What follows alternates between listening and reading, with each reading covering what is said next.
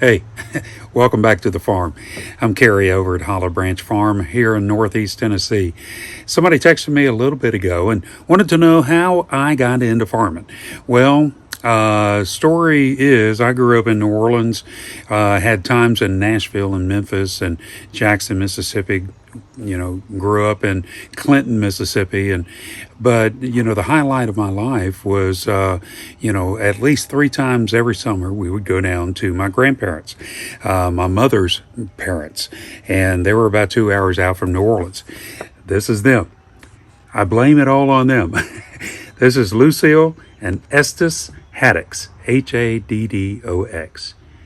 And every once in a while, well, every summer we would go up, down or over to the farm, and we would have a great time with our entire family, as we would have a purple hull pea picking day, we would have a butter bean picking day, a corn day, and we just got all of the cousins together, all of the family together, and just really had a great time.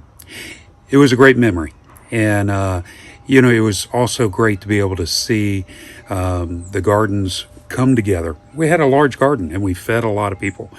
But I think what it was, my grandfather put me on the tractor and had me plant some watermelons.